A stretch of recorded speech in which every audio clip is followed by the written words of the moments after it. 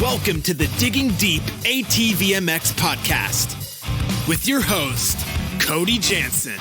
Am I on air?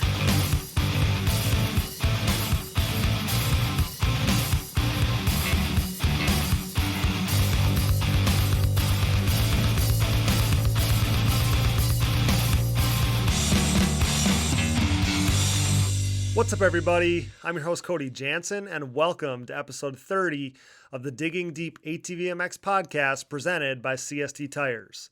We have a highly anticipated episode for you tonight.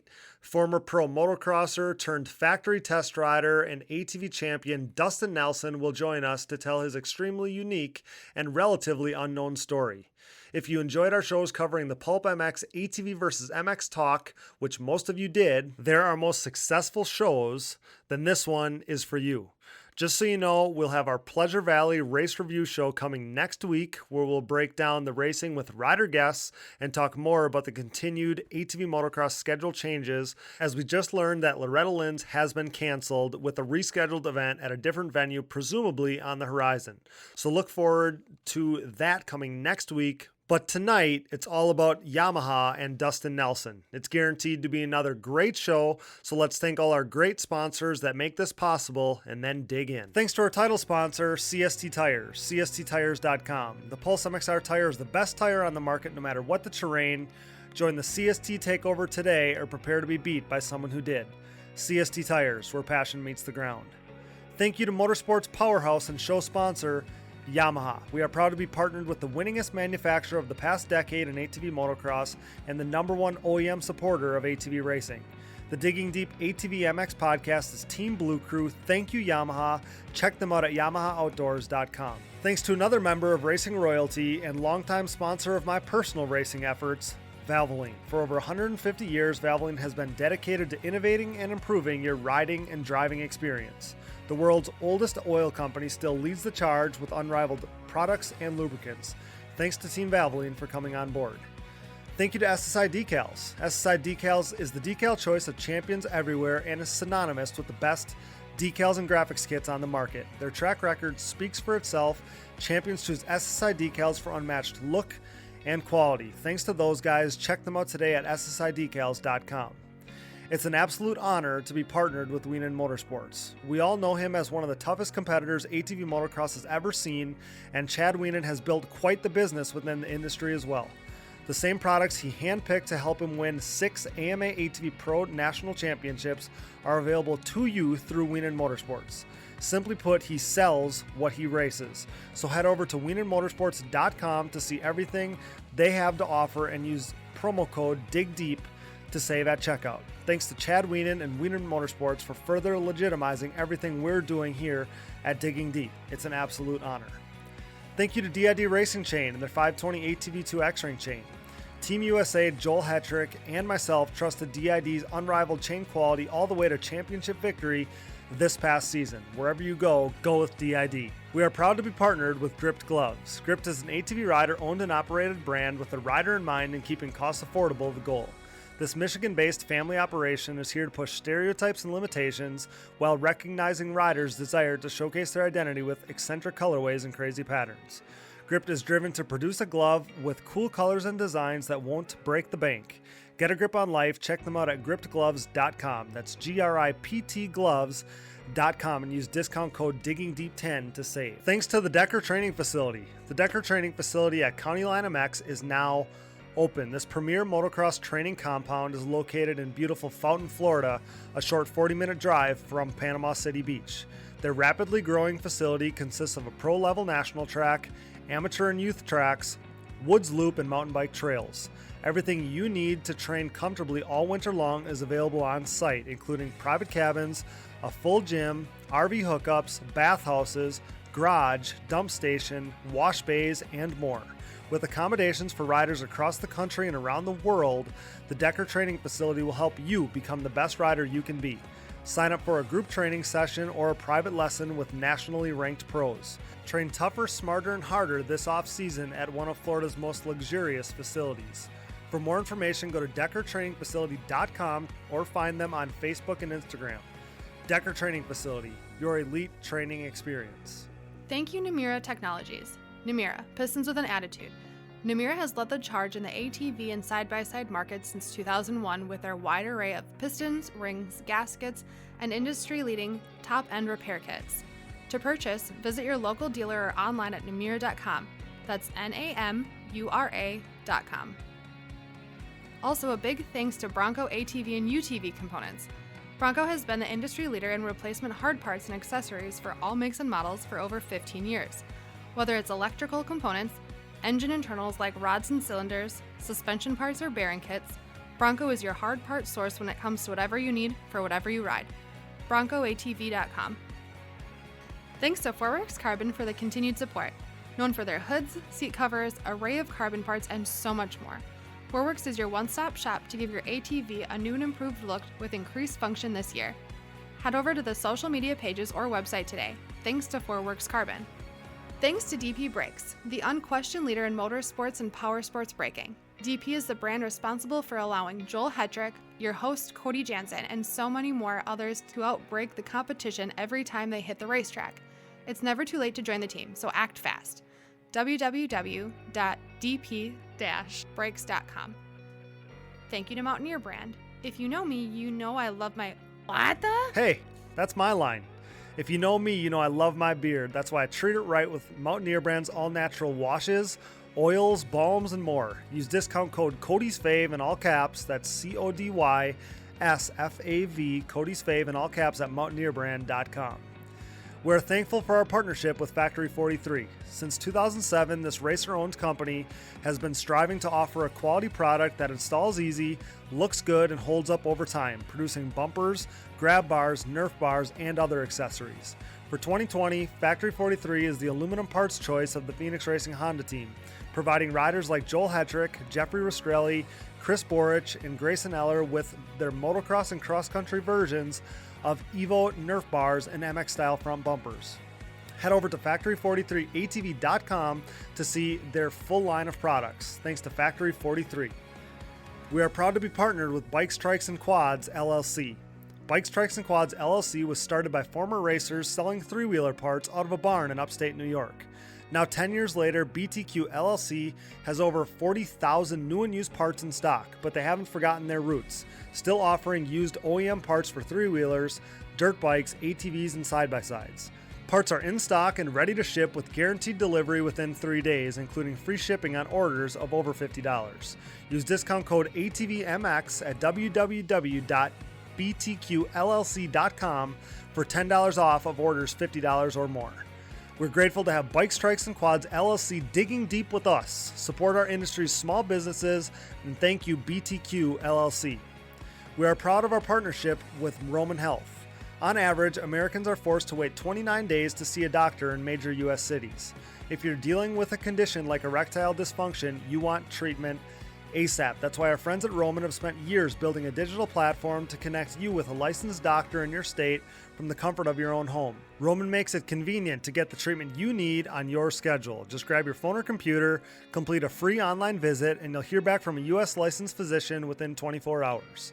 If the doctor decides that treatment is right for you, Roman's Pharmacy will ship your medication to you with free 2-day shipping. Plus, there's no commitments and you can cancel anytime with Roman. So if you're struggling with ED, go to getroman.com/digging for your free online visit and free 2-day shipping. That's getroman.com/digging for your free online visit and free 2-day shipping.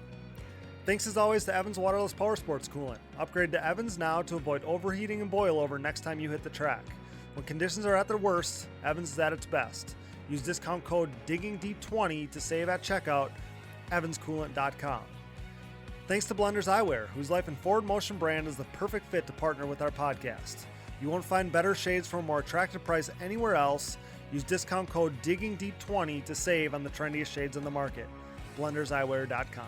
Thanks to Avocado Green Mattresses, the Avocado mattress offers zoned back support with an internal support unit, meaning whether you are recovering from a hard day of riding or relaxing on a Sunday morning, you are experiencing next-level comfort. With a 100-night sleep trial, free shipping and return pickups, and a 25-year warranty, getting your Avocado Green mattress could not be any easier. Step up your sleep game by visiting avocadomattress.com. From our new partners to our original sponsors, thanks for supporting the #1 podcast in ATV racing and making this dream a reality for both us and our listeners. We pride ourselves in partnering with only the best brands inside and outside of the industry, so better your riding experience and your lifestyle by supporting the sponsors who support us. And if you enjoy the show, the best thing you can do is support our partners.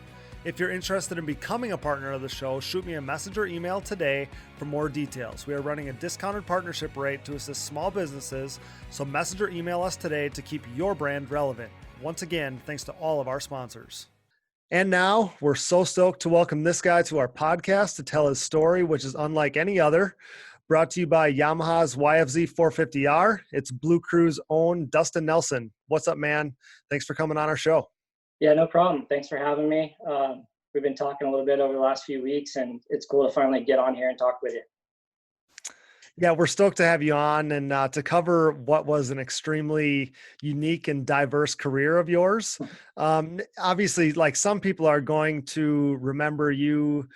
I mean, obviously now as a UTV guy, some will remember you as like a West Coast ATV god. And personally, you know, my first memories of you are over here, like east of the Mississippi, racing WPSA, like back in 2007. But, you know, there's so much more to your story. The ATV portion is really only part of it. Yeah, you know, I grew up racing dirt bikes. I started racing when I was 6 years old, and yeah, I didn't know anything else. I was a SoCal kid, and you know, just I mean, we'll get to everything, I'm sure, but my path was super different. You know, my path led me to quad racing through being a test rider for Yamaha. Back in 1999, I started working with Yamaha as a test rider on the dirt bikes. And it was just a super cool job for like a privateer moto guy, you know, like I was getting paid to go ride somebody else's bikes during the week, and help them develop, you know, new production bikes and, you know, try to better their production bike line. So, that was awesome, just getting to test for Yamaha. And then, a few years later, that turned into a tap on the shoulder and, hey, we have this quad that's geared toward motocross. Would you help us test it? And I've never been an employee of Yamaha. I'm an outside contractor, so I'm a daily rate guy. I'm like, more days, that's more dollars in my pocket. Heck yeah, I want to help you test it. And sure, yeah. I also grew up being in Southern California, going to the desert, you know, and while I never personally owned a quad, my uncle and his buddies and a lot of people in our group did. And even when I was like 12, 13 years old, you know, once it got dark and you couldn't ride a dirt bike no more, you know, I was begging my uncle to be able to ride his quad around camp just to, you know, 12-year-old, everybody else is drinking beer at the fire. A 12-year-old wants to just keep going. So I was just begging him to be able to start his quad and ride his 250R around camp, you know. So okay, well yeah, and that's interesting because you know, knowing your path but not necessarily your story, you never know like where you stood on the ATV thing if you just got thrown into it. So yeah, that's cool to think that you were kind of open to the ATV thing from the very start. But yeah, I think one of the reasons why your story is so unique and why people are so intrigued that do know it is, I mean, you had a good solid dirt bike career first. So let's, I guess, take it from the top because, you know, before you had anything to do with ATVs, like you said, as far as racing goes, like I said, you had a pretty solid motorcycle career. So, and if I remember correctly, you won a Loretta's title pretty early on, right? So talk a little bit about that. And because you were racing some big name guys, I thought at the time. Yeah, I mean, I was always one of the fastest kids growing up out here in SoCal, and that was a pretty deep talent pool. So that was, you know, a good thing to be fast out here. That meant you were pretty fast against anybody. Of course. But obviously, when you went back east, like Loretta's was always tough, man. Like there was guys that were just, that's such an East Coast style track. It's humid, it's hot. It rained at least one day every year we were there. Just like the ruts were so gnarly. And but I think what's funny is my career on dirt bikes was kind of littered with like big crashes. Like I was always fast, but part of me being fast was I was so competitive, like mentally. And Okay. potentially I didn't have the talent to be going that fast, but I was willing to hang it out to try and win. And which led Okay. to some catastrophic failures here and there. But you know, Okay. like the funny thing is, looking back, is when I went to Loretta's, for some reason, it was consistency that killed it for me. My first year in Loretta's was 1993. I was riding 14 green. It was my first year on Team Green. It was my last year on 80s, on 85s. Okay. And I went there. I had a broken shoulder when qualifying was going down, so I only made it in one class. Okay. So I went all the way to Tennessee to race one class, and Which nobody does. Does. It's such a massive expense, especially for you know, I didn't have, you know, well-off parents or anything, and so but we went, and I was an alternate for the other class, so I was hoping to get to race the other one, but it just didn't happen. And then I won the championship my first time there, and I won with 2-3-2 finishes. I never won a moto, but I never finished bad in a moto either, and that was what won it. And that was your very first try, right, at Loretta's? Yeah, that was my your very first try. You know, I was there for one class, my first try, and I won. It was just crazy. So yeah, and for maybe somebody who, if you're a listener and you're not totally entrenched in the amateur dirt bike world, I mean, those 85 classes are as stacked as could be, because those are the riders that go, you know, to the B classes or the A classes or whatever. So, and name some of the guys that you were racing, because it was Sellards. There was a freestyle guy in there. Yep, Charlie Bogard.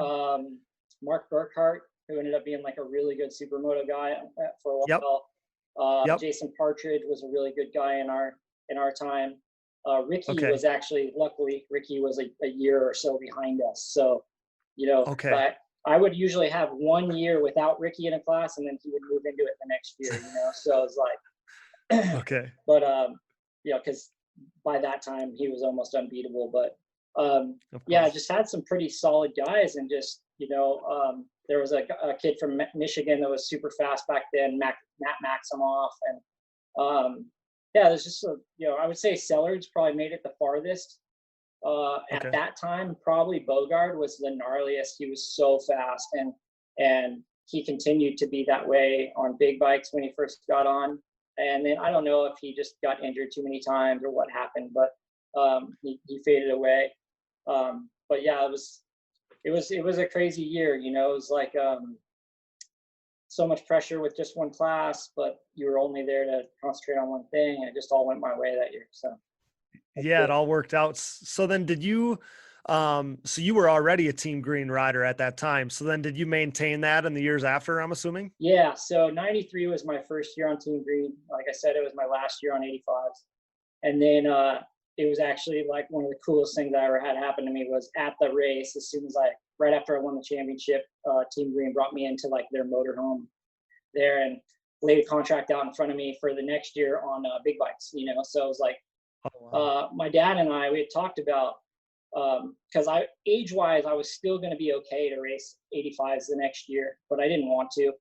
I was a pretty small guy at that point still, but I just felt like it was time to move up, and we were worried they were going to offer me another contract for 85s, and they laid out a contract to race the B class on 125 and 250s. So it was pretty sweet. Yeah, you had to take it. So then that would have been 94. And how did that lead up to, I mean, how successful were you in those next couple of years prior to going pro? So I was on Team Green all the way through 96, and just kind of followed their path, right? You know, in 94, I rode 125 and 250B. The next year I was riding 125 and 250A. And then the next year I was riding 125 and 250, like what they call pro sport, which is like the guys that are ready to go to the nationals. And I would say that I was never like the top dog going into a race like Loretta's. I was, everybody thought I would be like top 5 or 7, you know, but nobody ever expected me to win those races. There was guys on Team Green that were definitely higher on the rung, above me. But I always felt like, still the competitive side of me, I always felt like I should be the guy, and I wanted to be the guy. So, and that the pressure builds as you're going toward like turning pro. And I want to say back then, like the potential for getting like a good ride coming out of the amateurs was pretty small. There wasn't as many like, Star Yamaha, Geico Honda. There wasn't as many of those type of teams to step into, especially for Team Green guy. There was basically Mitch's program, and that was like 2 guys, Okay. So, yeah, it's not like it is now. No, there just wasn't as many spots to land, so there was a lot more really good amateurs that were coming out and being full privateers. So it was like you wanted to kill it your last year or two in the amateurs to hopefully land a chance at one of those rides. Of course you did, yeah. But yeah, the Loretta's thing, like I never won again. I only have 1 championship. But like the next year was crazy. Like 94, I went, and I was opposite of the first year. I went 161 for a third in the 125 class, and I went I think 3, 4, 5 for a second in the 250 class. So it was like, oh gosh, I was consistent enough, but not consistent enough to win. I went 161. That was like a heartbreaker. There's one mud moto. I think I fell once, and I lost the championship by getting especially because it's a 3 moto format. You win 2 of them, you obviously feel like you're the best guy. Yeah, but it was always fun. I looked back, my wife and I were looking back when Loretta's was going on a year or 2 ago, and they have that vault, and I look back at all the results, and I knew I always did good there, but I never, when you're not winning, you didn't pay attention as much. And of course, I was pretty pumped on my consistency. I've never finished a moto worse than 7th in all the years I went, and I never had a no-fault worse than 5th. So. Oh, wow. That's really, no, that's really impressive. And yeah, the competitor in you at the time doesn't allow you to kind of embrace how well you're probably actually doing. Right. And then you look back on it. It's like, I can definitely appreciate it now, but at the time I was like, 5th sucks, and that's just how it is. Well, because the reality of it is when you go to Loretta's as a motorcycle guy, there's like 1 person in every class that leaves happy. The rest of them aren't. So yeah, I totally get it. So you talked about those last couple amateur years, and then if I remember correctly, in 96 you went pro. Is that right? Yeah, that's the first year I was racing like a couple supercrosses and nationals. I was still Team Green at that point, so I had to do the amateur races. But with the Team Green would basically allow you to do a couple nationals, a couple supercrosses. Basically, that's your last year in Team Green, basically. So they're like, all right, we're going to help you get warmed up for what you have to go into next year. And it was AMA's rules too. You couldn't have, I don't think you could score national points before Loretta's if you were going to race Loretta's, you had to go there with 0 points. So all the Team Green guys would usually just go to Loretta's and then maybe do the last 2 or 3 nationals. I remember when that used to be more like that. So that makes sense. And yeah, I guess as you start to talk about going pro then and beginning to chase that dream, take me through the professional part of your career prior to kind of getting with Yamaha. Yeah. Well, it's tough. Like, so obviously at the end of 96, I didn't get the ride with Pro Circuit. So I was one of those pretty high-end amateurs that were going into the pro ranks, like as a full privateer. And I'd been in contact with a local shop just down by us, Motor World of El Cajon it's called. And they were a Honda and Yamaha dealer. And the owner was like, he was from Minnesota, and he was just like a moto guy. Like he grew up racing moto. He just loved it. And he wanted to help out a couple local guys. And it was just like a good timing thing, you know. Basically my team green thing was just, I had just kind of run through it. It wasn't going to be there the next year. And Yep. there was a very small chance of me getting on the chaparral team that was just kind of getting started at that time, but that didn't work Okay. out. And then, so I went and talked to this guy, Brian Junkie at Motor World. And I was like, hey man, you know, I'm trying to go racing. And, you know, the cool thing is that whether it was dirt bikes were cheaper or times were better, but dealerships back then, they could afford to help a couple guys out maybe.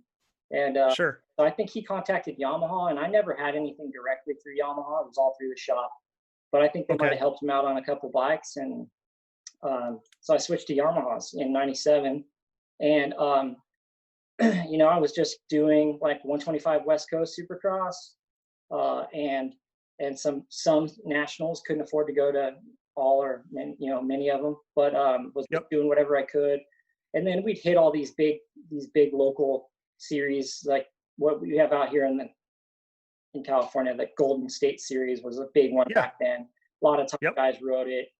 You know, back then there was a ton of contingency you could make at all these races and stuff like that. So um, I was partway through, was most of the way through the West Coast Supercross season, and I was doing the Golden State, and um, and I just weeded my brains out and broke my femur. Oh And no. so that put everything on a, you know, big delay. I broke my femur, and I destroyed my right wrist. Basically, I dislocated my wrist to where it laid back on my forearm, Oh and gosh. it just tore a bunch of ligaments in my wrist. And that was actually a huge changing point in my career because my wrist is destroyed still. Like I've had another surgery since then to try to help it out, but Okay. basically never got full movement out of my right wrist, which is your throttle wrist. Of And course. Yeah. and I also, like, for years and years struggled with grip strength, which is Okay. tough when you're hanging onto a dirt bike or quad or, you know, anything trying to rip through rough stuff. So Of course. Yeah. so that was massive, and that really kind of changed the trajectory of my dirt bike career. I was, I would say that I had still quite a bit of potential until then, and then of course as a young, you know, I think I was uh, well, I was 19 when that happened. So, you know, I was a young Okay. kid, and I was like, all I knew was dirt bikes. Yeah, I was gnarly hurt, but all I could think about was coming back and racing. Of And course. so as soon as I could possibly get back on a dirt bike, I did. And I probably didn't do myself any favors because I hurried my comeback and struggled more and more. So I Sure. probably kind of like dropped out of everybody's vision of like being a potential guy for a good ride at any point. Okay. But you know, it was just like that's all I knew, you know, and I kind of realized after that wrist injury that it it probably wasn't in the cards for me to ever be like the top five big guy like I thought I might be able to. Um, Okay. but I still loved racing, and I could make enough money to get by, and I hoped that like it would, you know, it would still pan out for me. So I just kept after it. Of course you did. And that's, I mean, especially even as whether you're a 19-year-old person or a 29-year-old person, it really doesn't matter when all you ever knew was dirt bikes is, I mean, it's a scary thing to venture from that. So you're saying that you had the ability to get by, to make, you know, to make okay money, just sticking with this thing. So I can see how you didn't want to venture too far away from that. You know, and as athletes, we always want more, right? So like I kind of get, I can hear the tone in your voice, but I think that it's worth saying like that your career was still, like, it was still impressive. I mean, you were still fast, you were still a main event guy, you were still, you know, a 12 to 15th place guy outdoors or whatever. I mean, which is amazing. Like in your prime, you earned national number 63, right? Which is, to Yeah. anybody that knows how that system works, that means you're a bad dude. So, I just want to make sure that, you give yourself like enough credit for my listeners to know how good of a motorcycle rider you were. Yeah, and that's again one of those things that looking back I can appreciate it. But at the time I was like, this sucks. Like I had these crazy high expectations. Of And course, yeah. what happened was, I was expecting to ride some nationals in '97 and, start working my way up that 2-digit number ladder, like Yep. earning Yep. a national number. And with that, you came quite a bit of perks, like it was so easy to call sponsors and be like, I'm a national number guy. So, Of course. and, that opened a lot of doors for you. And so, like the harsh reality of it all was it took me like 3 years before I ever earned a national number, and Okay. I was just like, man, I was trying so freaking hard and it just wasn't going my way, Yeah. And so I would say that right around the time, just after I started testing, or just before I started testing with Yamaha, Okay. in 1998, when the first YZ400 came out, Yep. there was like, I would call it like a second tier national series that was going on called the 4-Stroke Nationals. It's the 4-Stroke Nationals. And Yep. they, until the YZ400 came out, it was like guys on these like, KTMs are legit now, but the KTM of those days was not Yep. like it is now. No. And No, it these was like not. crazy brands that you've never heard of, like Vortex and Vertimati and all these like Yeah. crazy off the wall brands of 4-strokes. And so when the YZ400 came out, the owner of the shop's like, hey, why don't you take one of these and go race the 4-Stroke Nationals? Because there was like a Western version of it. And Right. so I started riding 4-Stroke Nationals, and it was almost like a rebirth of my moto career, because I was like, oh, dude. So yeah, it's second tier group, but I'm back fighting for wins now. Like I'm battling in the top 5. I'm getting more love and more help from some of my sponsors, and it just like sparked me back up, and it was time to go again. Of course, anything you can do to kind of make a name for yourself again. So it totally makes sense. And were you able to like get contingency money and stuff like that doing that series as well? Yeah. So Yamaha, because they had a brand new 4-stroke, they were just trying to promote the crap out of it. So Of course they were. Yeah. So they were, they were paying contingency everywhere. Like, the Golden State stuff like that paid good, but the 4-Stroke Nationals was like, they didn't have to, because they had really the best bike out there by far. Of course. But yep. Almost everybody was riding one anyways. They didn't have to offer contingency, but they did, and it was a good extra little bit of money coming my way. So it helped a ton. And racing's a funny thing. Like when you're just getting beat down, like we try to be so mentally strong, right? And try to push through it all, but it gets to you at some point. You start doubting yourself. And then when you get out there and that you're racing against guys that aren't the guys that are winning nationals. But, at that time, like Lance Smale was king of the 4-Stroke Nationals, and he was going to nationals and getting like top 10s on a gnarly Husaberg or something like that, So it was like, dude, if he's going and riding that thing and getting top 10s, and I'm chasing him down at some of these races, sparked so much more confidence.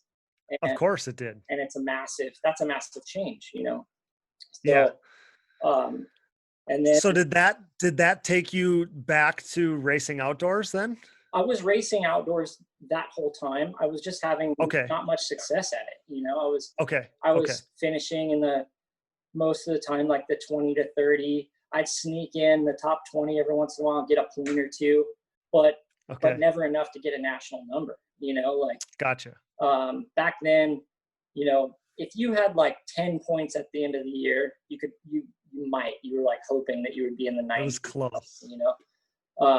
But I was just a couple points away a few times. But and then in '99, I started testing with Yamaha, and it was just like, okay, so now I have like a little bit of stability because I'm getting paid for something other than racing. Of course, yeah. And that was cool, even though it was just like random days. They'd call me and be like, hey man, can you come ride? It was just super cool to get money from not racing. Yep. And then just have that much more confidence and I don't know, like it just calms you down a little bit knowing that you already made some money this week. And when you go to the race that weekend, it's not like do or die. It's not make or break. Yeah, that makes sense. So, so how did being a test rider for Yamaha, how did that all start? That's a crazy story in itself. Okay. I got the opportunity to do a Rick Johnson riding school. Rick Johnson was my hero growing up. I grew up in El Cajon, California. Rick Johnson was from El Cajon, California. The Cone Zone, like him and Brock Glover, Ron Machine, they all made it like so cool to be from El Cajon, California when I was a kid. And so I was racing. I think this was the beginning. Yeah, it was the beginning of '99. I raced San Diego Supercross on Saturday, and I raced a Golden State race at Verona, my local track, on Sunday. Okay. I mean, that's the way I did it as a privateer. Like, race Supercross Saturday night. There's a local track an hour away. Go race that Sunday and try to make some money. And so, crazy times. Yeah, it was crazy. So Rick Johnson showed up like toward the end of the day on Sunday, and he's like, "Hey man, I'm doing a riding school here on Monday and Tuesday. Could you come and be a guest instructor?" And I was like, "Yeah, hell yeah, sure." Like, and like, he was like, "I can only pay you $100." And I'm like, "Dude, I would have done it for free just to be like work with Rick Johnson." It was rad. So I was like, yeah. So through doing the 2 days of working with Rick, I was introduced to Doug Dubach, who was also a guest instructor. And Doug had been a test rider for Yamaha for like 15 years already. Right. And he's kind of a legend in the testing world. He just, of course he was is. He's just been there forever. And and Doug actually won a Supercross back in his day, like in '91. And so it was just he was just so cool to work with. I worked with Rick for part of the day with one group of riders, worked with Doug for part of the day with another group of riders. And basically at the end of it all, Doug was just like, "Hey man, let me get your phone number. Sometimes at Yamaha, we need an extra guy to ride." And I was like, sweet. So I gave my number, and it was crazy. Like 2 weeks later, my phone rang, and it was the testing boss at the time for Yamaha, Ed Scheidler. And he was like, "Hey, Doug gave me your phone number. We had a guy that was like an in-house guy that also tested, and he just left for Kawasaki. He's like, we don't want to replace the in-house part of the job, but we need a test rider. You want to meet us at Glen Helen this weekend or this, Thursday?" And I was like, "Oh yeah." So it was so funny because Scheidler is he's like a gnarly, like super intimidating, scary old dude. And and he was just like, he was basically yelling at me, and I didn't even know him yet, that you're not getting the job. You're just going to come test for us one day. We'll see how it goes, And I was just like, "Oh, okay, all right," And the first day I showed up, I remember like they had an easy up, and he had a chair on one side of the easy up for Doug and a chair on the other side for me. We weren't allowed to talk to each other to like share information. Like it was just like he was just so intimidating. It was so gnarly. But he was super serious about his job. He wanted to make the best bikes there was, and he wanted to make sure like that as a new guy, I wasn't going to be full of shit. He basically told me straight up that I would rather you tell me I don't feel anything than make something up. And the first day he sent me out on a bike, came in, like they worked on it for a little bit. He sends me back out, and I come in and I'm doing like 3 laps on the track. And the other times when I went out, I could tell right away something was different. And I did like 3 laps on the track. I came in and I'm like, dude, I can't feel a difference. He's like, oh, that's good. We didn't change anything. I was just testing it. And I'm like, oh my God, dude, this guy's so gnarly.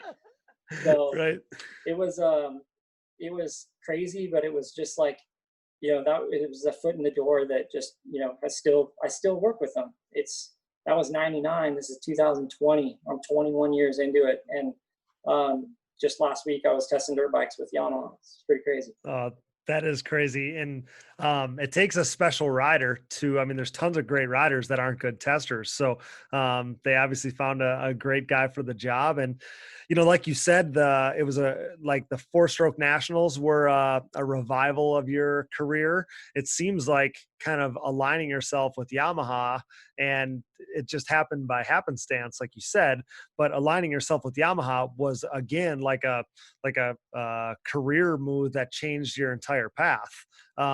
You talked about how you got with the testing job. And I guess when you take this, when you're helping Yamaha test their stuff, when did the ATV part come up? Because I'm sure at the beginning you're thinking, I'm testing motorcycle stuff, like that's it. And somehow you find your way into testing ATV stuff. Yeah, it was just, it was another crazy thing, like you said, the testing job really helped me basically extend my career. I don't know if I would have been able to keep racing as long as I did on dirt bikes without making that extra money on the side from testing. And then let's see, the first 450 was a 2004 model. So it was released in 2003. So I believe it was like beginning of like 01. So I've been testing with them for almost 2 years, and they just approached me and they were like, hey man, we have a quad that's geared toward motocross. Do you want to help us test it? And, I was a private contractor for them, never an employee. So it's like more days is more money. Absolutely. I'll help you test cars if you want to make them. I don't care, This is the story I heard. So I wanted to make sure that I had the story right, that, that you said that, more riding time was going to be more money. So that's crazy that's the way the story went. Yeah, there was no way I would be turning down testing days at that time, Of course. And it was wild. My first ever YFZ 450 test was at Carlsbad Raceway, which is like, it's been long gone now, but it was like an old, like European style natural terrain track. So it didn't have like jumps on it really. It had like dropaways and stuff like that. And it was like hard packed and slippery. And I went there and I was like, dude, I felt like a hero. I'm like, I'm not going to, usually I come here and I have to worry about sliding the front end out and leaving here with scabs on my elbows. But on a quad, I'm not going to do that.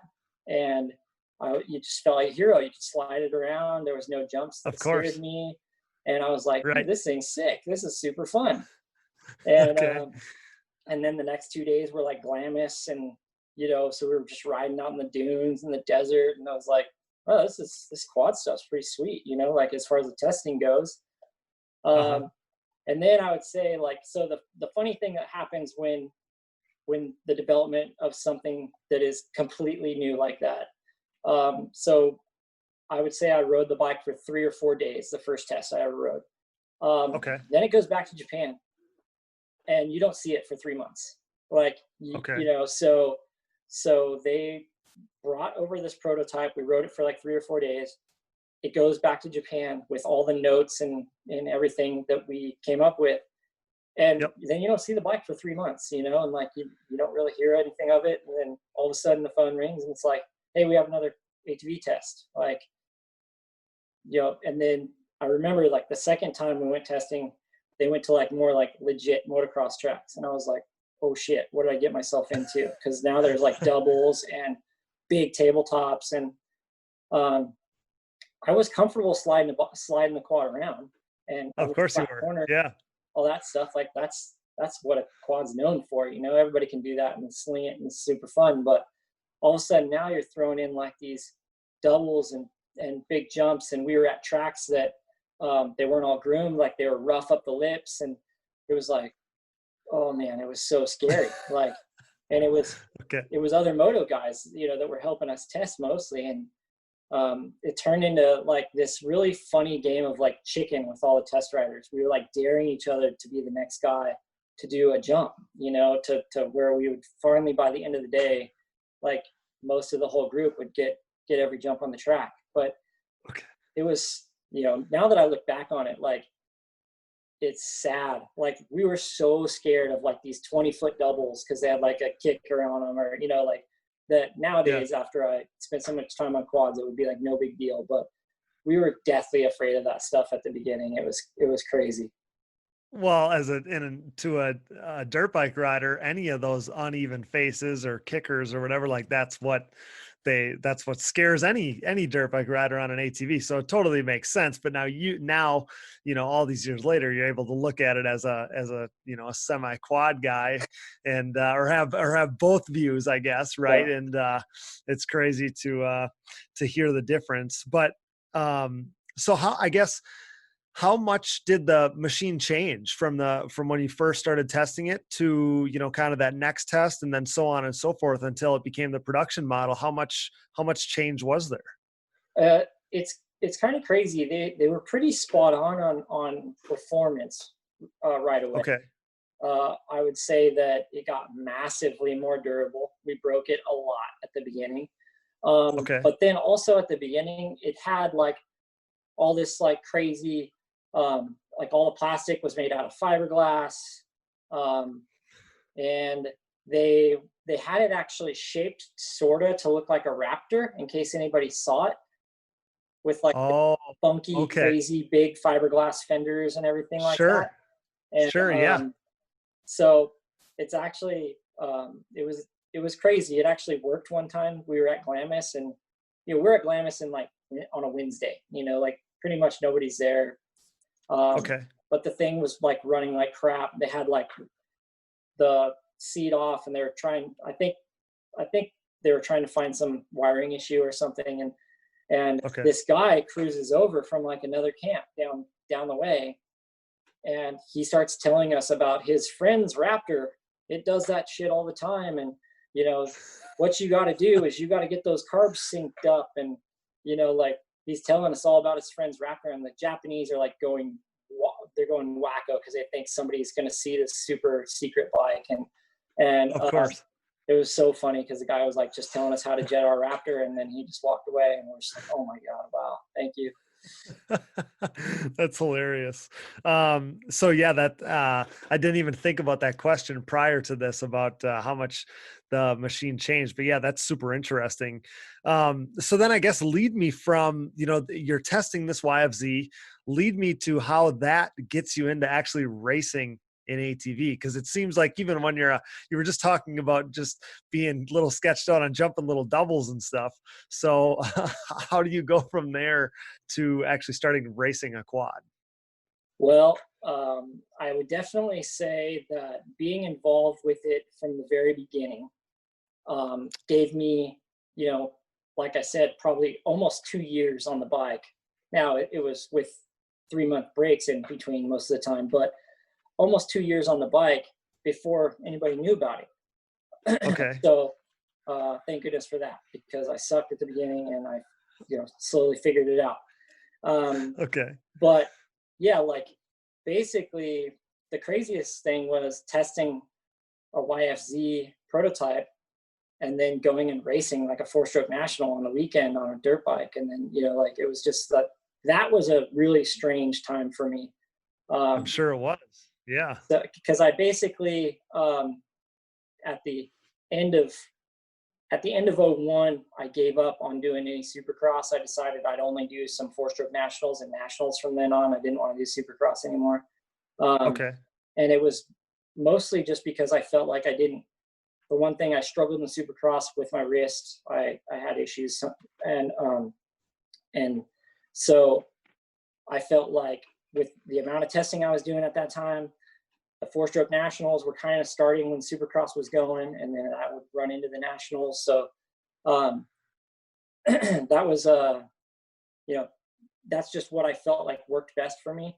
But then it was like you're fighting a losing battle, not being able, you're struggling with your wrist. Plus you didn't get like an opportunity to ride a bunch of Supercross, I'm sure, either, especially back then. The There wasn't all these. preparation was just too hard like for me at that time. Like Sure. all the days that I was spending at the track testing, whether it was dirt bikes or quads, I should have been on a Supercross track if I wanted to have any chance of being a success on the Supercross side. But of course, I was able to make money going testing, and I just found that the 4-stroke nationals was more my niche. You know, I ended up in '99. I won that championship, so that was like another kind of peak in my moto career. But that's awesome. Yeah. But yeah, just like testing the quad.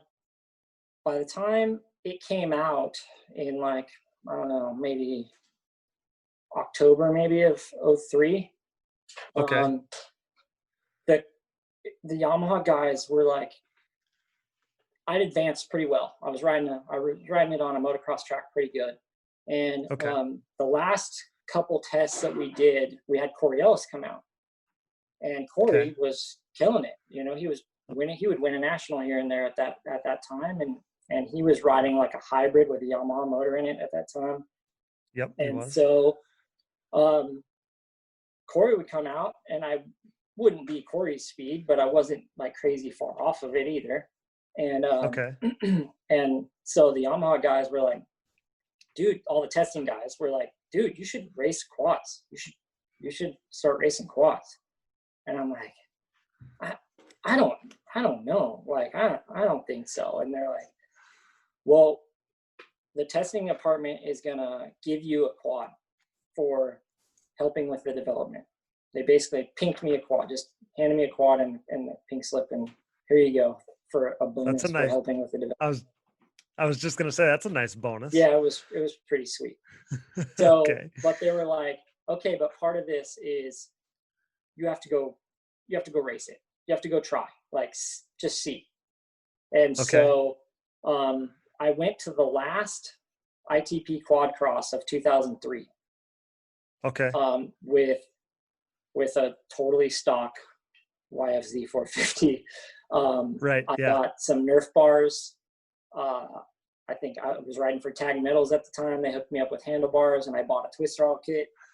And and I remember Corey Ellis was there, and he actually brought me a kill tether and like wired it up for me that morning because I didn't know what the hell I was doing.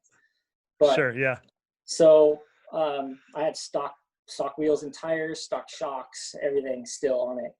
And I remember having a conversation with my wife on the way there, and it was like, what should I race? I've never raced a quad. So do I race like the intermediate class, or do I race the pro class? Like, I have no idea how this is going to go. And she's like, well, you're a pro on dirt bikes. So if you go out there and you kill the intermediate class, you're going to be looked at like a douche. So you should just race pro, and however it goes, it goes. And I'm like, if it doesn't go that well, I can bail and say I tried. So it's like, I was like, okay. So the last quad cross of 2003 was my first ever quad race, and I got second that day at Corey Ellis. But I beat like the champion of that year, which was Jeremy Schell. I don't know if you remember him. Okay. But, yeah, I do. Yep. So I beat him. He was like on a Duncan built Cowie. Okay. Yeah. I don't know, forget what he was riding, but it was like a LT 400. Like the like the Z400, but the Kawasaki version. Yeah. Okay. Well, so it went well then, and then the rest is history or something. Yeah, it's just like it was kind of a crazy thing, you know, like I left that race, and it was funny because there's a few like small ties of the quad industry and the moto industry in SoCal, and my phone started ringing. Like And it was like these quad companies, like ITP called me, and they're like, "Hey, you gonna race quads next year?" And I'm like, "Yeah, I don't know. Like, I don't know what I'm doing." And they're like, "Well, we'll sponsor you with tires and wheels. We'll take care of you, whatever you need." And I was like, "Okay." And then like AC Racing was making Nerf bars and bumpers and stuff like that. But they were actually a moto family, a dirt bike family. And so Mike Mead, he called me and he's like, I'll hook you up with everything you need for a quad. And Tag made like stems and bars, and I was already a Tag rider, and I was like, and you know, and they even made like skid plates and stuff. And I was like, holy crap! Like I'm basically getting a race quad built up, and I don't even know what the hell I'm doing right now. So yeah, this is coming from a 1 week trial. Yeah, but it was crazy. So in 2004, I just decided to do both. I raced dirt bikes and I raced quads. Like I would definitely say I was more, I was definitely leaning toward the dirt bike stuff more. Like I was doing the whole 4-stroke national series. I was going to do a couple quad or a couple nationals. And then basically, however my dirt bike schedule laid out, if I had an off weekend and there was quad cross going on or a local quad race, I'd go do that. And it was a crazy year. Like I that's actually where my number 94 comes from. I earned 94 my last year on dirt bikes. Okay. Yep. And I've seen some pictures of you with the 94 on a Yamaha at some nationals. So, yep, that makes sense. The funny thing is that the quad numbers were just my dirt bike front number plates. I just slapped on the fenders. Like they were already pre-printed 94, and I just slapped them on the fenders. And that was my quad setup. You know, that's how it started. That's like your, hey, I'm a dirt bike guy, but I'm riding a quad. Yeah. So I'm keeping my dirt bike number shape still. So exactly. Yeah. So did you take any flack at the time from like your bike buddies for racing a quad, or was it not like that back then? It was still like that. I wouldn't say it was like the nuke the quads level, you know, like the height that it hit at that one point.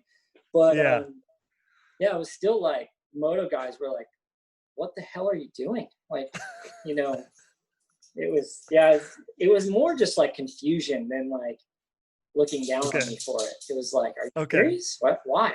Why would you do that? But you must have been getting better and better on the 4-wheeler. Yeah. I mean, I think that year just riding a few quad cross races. I think I won a couple. Maybe I rode 4 throughout the year, and I won like 2 of them. And so it was like things were going good, you know. And I felt like I'd leveled off on dirt bikes. I was never going to be what I hoped to be.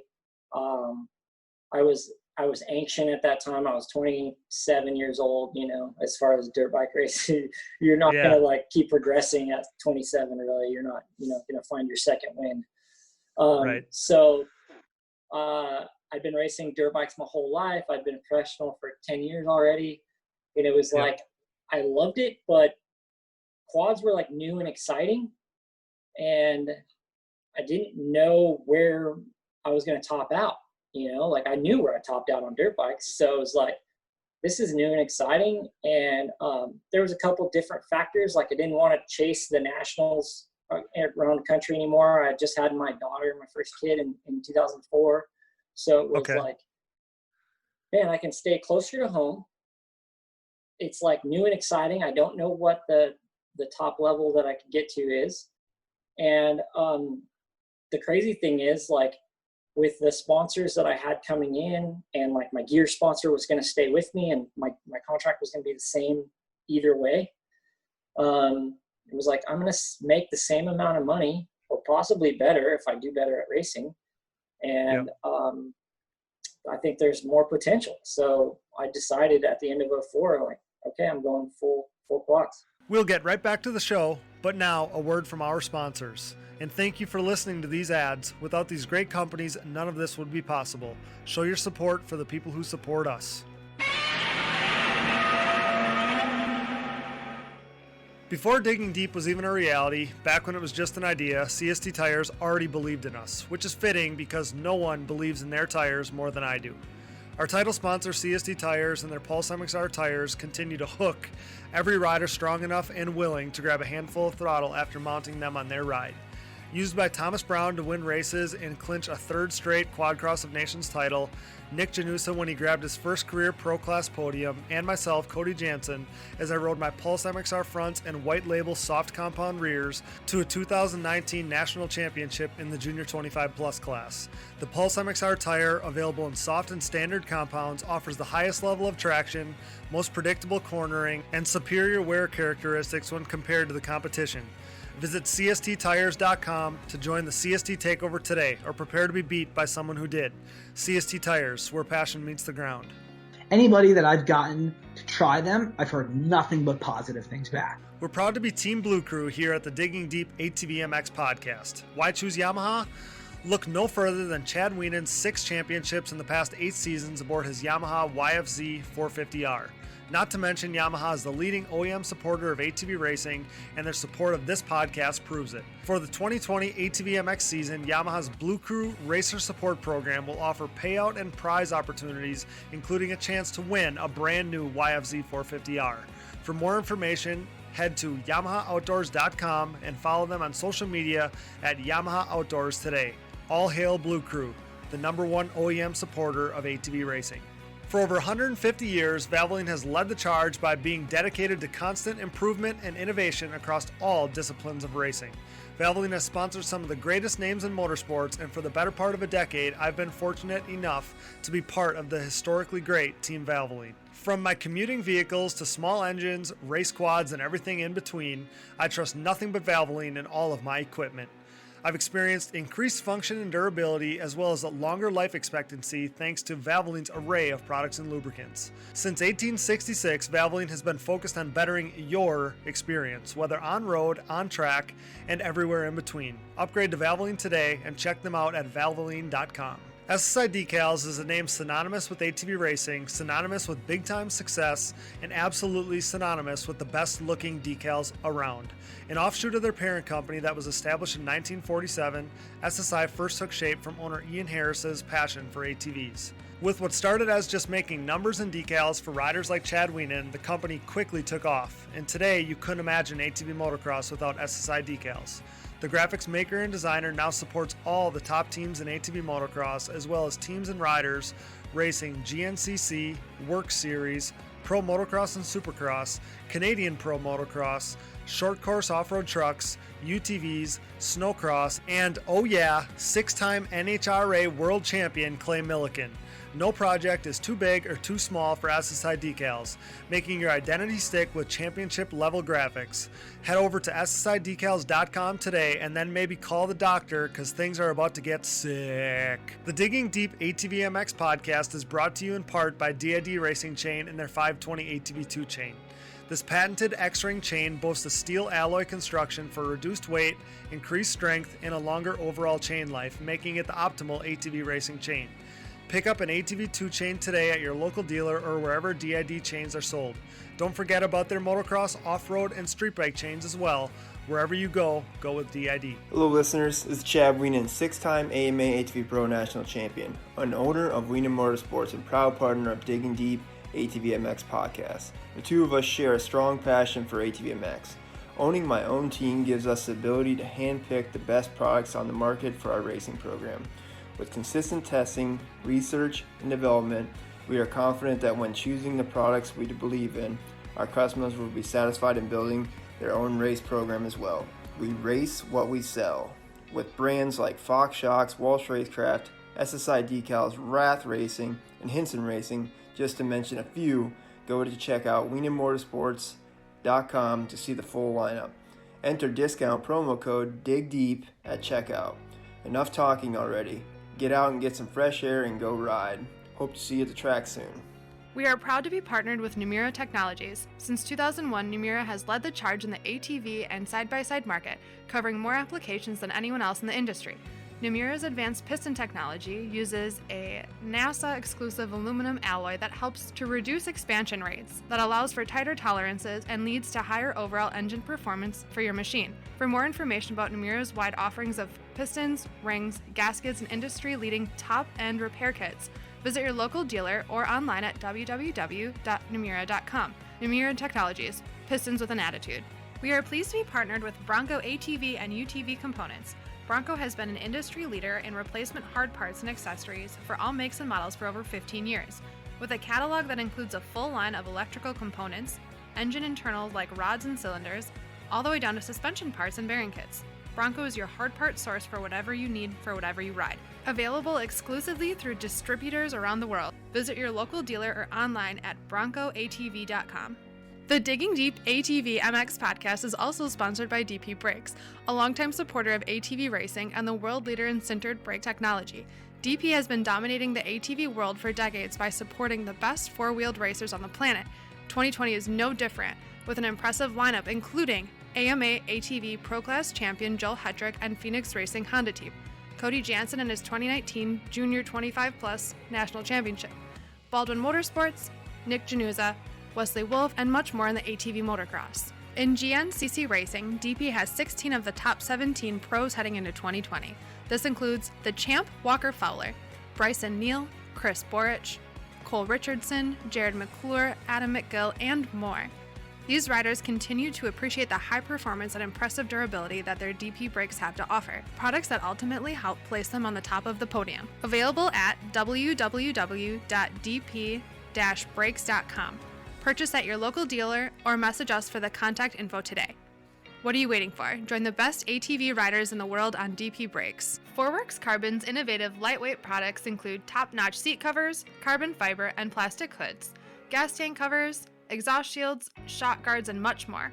Whether you have an ATV, UTV, or snowmobile, Forworks has the goodies that will improve your ride and make you salivate. We trust Forworks for increased function and a sexier look, and you should too. Forworks Carbon, always working hard to bring high quality and innovative parts to the market. Check them out today at fwcarbon.com. We are proud to be partnered with Gripped Gloves. Gripped is an ATV rider-owned and operated brand with the rider in mind and the goal of keeping costs affordable. The Michigan-based family operation recognizes riders' desire to showcase their identity. Owner David Payne's love for eccentric colorways and crazy patterns shows in his product, something not often found in the work of big manufacturers. Here to push stereotypes and limitations, Grip's drive is to produce a glove with cool colors and designs that won't break the bank. With comfort and quality as key motivators, the family affair is constantly working on the next more innovative and improved glove. Get a grip on life, join the Gripped movement, because no one wants a bland glove. Check them out today at grippedgloves.com, that's GRIPT gloves.com, and use discount code DIGGINGDEEP10 to save at checkout. If you were to guess, on average, how many days people in the U.S. have to wait to see a doctor, what would you say? Americans have to wait around 29 days to see a doctor in major U.S. cities. And if you're dealing with a condition like erectile dysfunction, you want treatment ASAP. That's why our friends at Roman have spent years building a digital platform that can connect you with a licensed doctor in your state, all from the comfort of your home. Roman makes it convenient to get the treatment you need on your schedule. Just grab your phone or computer, complete a free online visit, and you'll hear back from a U.S. licensed physician within 24 hours. If the doctor decides that treatment is right for you, Roman's Pharmacy can ship your medication to you with free 2-day shipping. You also get free unlimited follow-ups with your doctor anytime you have questions or want to adjust your treatment plan. With Roman, there are no commitments and you can cancel anytime. So if you're struggling with ED, go to getroman.com/digging for your free online visit and free 2-day shipping. That's getroman.com/digging for your free online visit and free 2-day shipping.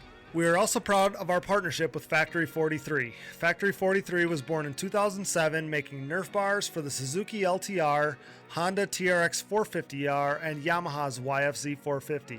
The brand soon added bumpers and grab bars, and for years now has offered parts for all sport quads. The racer-owned company strives to offer a quality product that installs easy, looks good, and holds up over time. For 2020, Factory 43 is the aluminum parts choice of the Phoenix Racing Honda team, providing riders like Joel Hetrick, Jeffrey Rastrelli, Chris Borich, and Grayson Eller with the motocross and cross-country versions of their Evo Nerf bar and MX-style front bumpers. Head over to factory43atv.com to see their full line of products. Thanks to Factory 43. We are excited to dig deep with the support of Bikes, Trikes, and Quads, LLC. Celebrating their 10-year anniversary this May, the company was started by former racers selling three-wheeler parts out of a barn in upstate New York. Through hard work, accompanied by offering great service to their customers, BTQ LLC now has over 40,000 new and used parts in stock. But they haven't forgotten their roots, still offering used OEM parts for three-wheelers, dirt bikes, ATVs, and side-by-sides. Parts are in stock and ready to ship with delivery within 3 days, including free shipping on orders over $50. Use discount code ATVMX at www.btqllc.com for $10 off orders of $50 or more. We're grateful to have Bikes, Trikes, and Quads LLC digging deep with us. Support our industry's grassroots businesses. Thank you, BTQ LLC. The Decker Training Facility at County Line MX is now open. This premier motocross training compound is located in beautiful Fountain, Florida, about a 40-minute drive from Panama City Beach. Their rapidly growing facility consists of a pro-level national track, amateur and youth tracks, woods loop, and mountain bike trails. Everything you need to train comfortably all winter long is available on site, including private cabins, a full gym, RV hookups, bathhouses, garage, dump station, wash bays, and more. With accommodations for riders across the country and around the world, the Decker Training Facility will help you become the best rider you can be. Sign up for a group training session or a private lesson with nationally ranked pros. Train tougher, smarter, and harder this off-season at one of Florida's most luxurious facilities. For more information, go to DeckerTrainingFacility.com or find them on Facebook and Instagram. Decker Training Facility, your elite training experience. We are proud to be partnered with Avocado Green Mattresses. We all know that sleep and rest are an important part of any athlete's routine. Avocado's line of natural mattresses and pillows provide exactly the support you need to ensure you perform at your best while doing the best for the planet. The Avocado mattress offers zoned back support with an internal support unit, meaning whether you are recovering from a hard day of riding or relaxing on a Sunday morning, you will be experiencing next level comfort. You can rest in peace knowing the components in your mattress and pillow are non-toxic, natural, and sustainably sourced.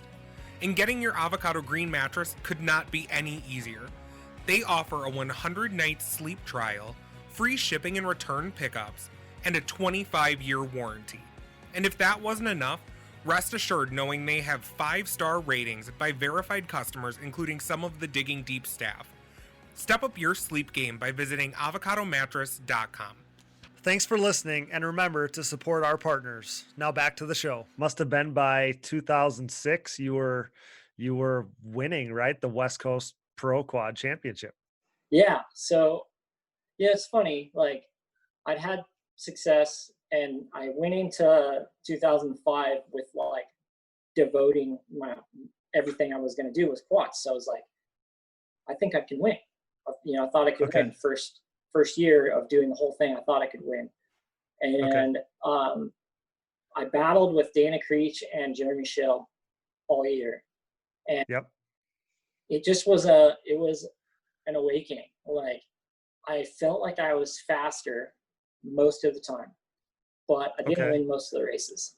And so it just made me realize quad racing is way different than dirt bikes. The start is so massively important on quad racing because the tracks are built for dirt bikes, and you're looking to pass on something that's twice as wide. So it was just like, it was a super good learning experience 2005, because I had never been so frustrated being the fastest guy at the track and finishing second or third.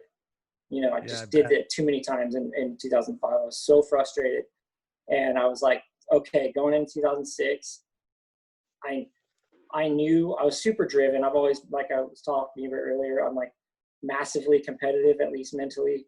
And I was just massively driven. So I was like, I'm going to be the best starter there is in this series, and I'm going to have the most speed in this series. Like, I'll be the fastest guy on the track every time, and I'm going to be the best starter there is. And if I get the start and I sprint for the first half of the races, there's no way they can catch me. And so in the off season, all I did was just work on speed, like crazy speed, worked on starts, a ton of starts. And then 06, I went out and things went really well. Oh, that's awesome. In which then in 2006, you win that championship. And then if I remember correctly, that would have been when that prompted the Yamaha factory supported ride, right? Yeah. So it was funny. I always had like this thing with the racing department at Yamaha. I felt like when I was an amateur on dirt bikes, and I was on the Team Green program, like a couple of guys in the racing program at Yamaha, like kind of scoffed at me a lot, and then when I was testing and felt like we were kind of in the same family, they still didn't really talk to me that much. And so when I got a quad from the testing division and I was racing it, Yamaha racing colors are blue, and everybody that has to race something for Yamaha has to be blue. Okay. So Yamaha had a white and red model, so that's what I raced. I raced a white and red model just to as an FU to the racing department, because they didn't help me. So I was like, nope, I'm going to race on a white and red model.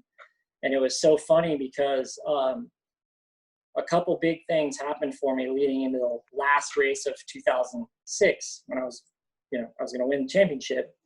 Yep. One was that Yamaha called me, the racing department, and was like, we want to offer you a 2-year contract. And I'm like, okay, that's cool. And so but this is the thing, we want to be able to advertise it, that you're winning this championship. So we need you to make your bike blue for the last round. And so I was like, okay, we'll send me. There's more. I'm like, send there's me more. Six. So because I had a contract coming, so I changed my bike over to blue for the last round. And another big thing that happened that year was Red Bull decided to make their move into quad racing. And I've been in talks with them as well. And so they rushed me a helmet before the last round of the quad cross so I could wear a Red Bull helmet for the last round, and they could advertise, or they could be in on the advertising by Yamaha basically. Okay. And that's when that all started. Cause the pictures that are burned into my memory of you is the all blue machine and the Red Bull helmet. So that's when it started, huh? Yeah. Last round of 2006 is I had to switch everything over from being against the racing department to working together with them.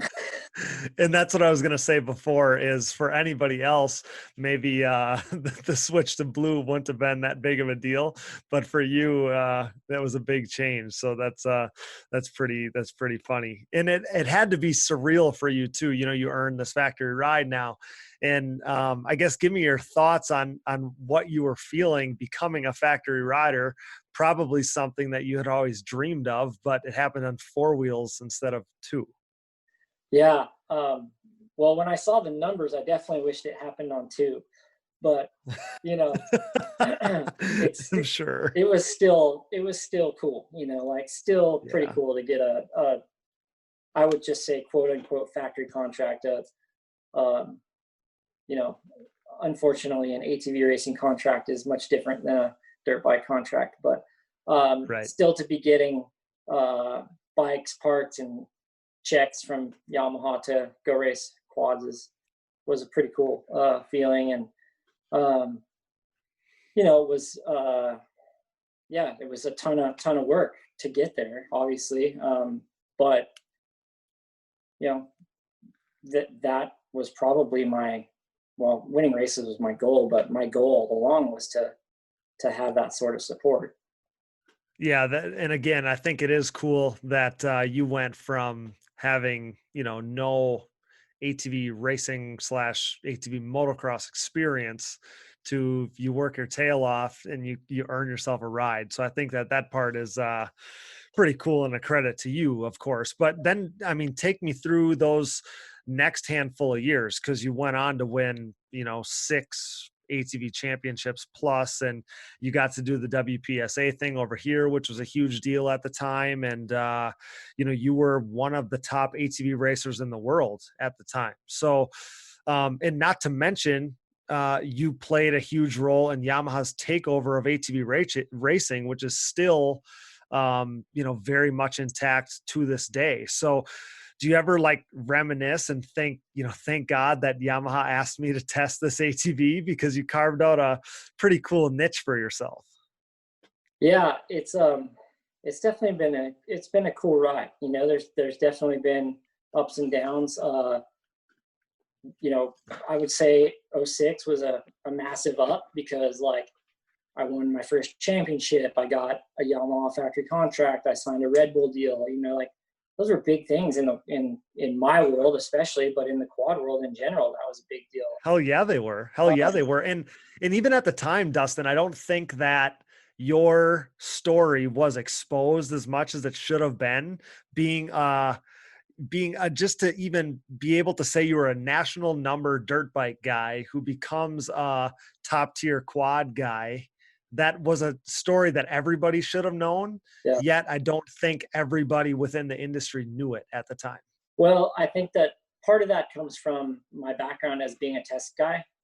Like, okay, testing guys, we're behind the scenes. We're not, it was weird for me. I would say when like the YFZ 450R was introduced, I became more of a face for Yamaha. You did, yep. And that was weird, because I was used to being the guy behind the scenes, in the shadows, that nobody knew was doing all this work to make these motorcycles and ATVs better. And so I would say that had something to do with like me, especially just not coming out and being like, hey guys, look at me, this is my story, because sure, I get that. But also, like, I don't know, it's a weird way to go about it. Like, I would say what made my move from 2 wheels to 4 wheels like such a no-brainer for me was just my passion of racing. I just love racing. And if I could race a 4-wheeler and make money and support my family and do what I loved, then I didn't care if everybody talked shit on me, like from my old dirt bike days. Like, I didn't care. Like, my passion is racing. And if I get to keep doing something that I'm that passionate about and that I love that much, then I don't care. Of course. Yeah, it makes total sense to me.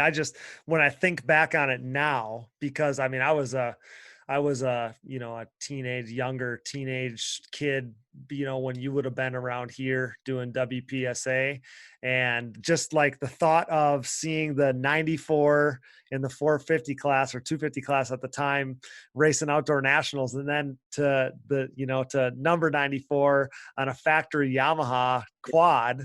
Like, again, that's just a story that I wish more people would have known. Like, I wish I would have known at the time, because I would have been like, it's just such a cool story that even like now, I think it's a really cool story to expose, because it's so rare. Like, you're the only one, Yeah, it's a different story. That's for sure. I mean, I would definitely, I definitely felt like my racing experience in general helped me so much when I moved to quads, because I'd been racing my whole life.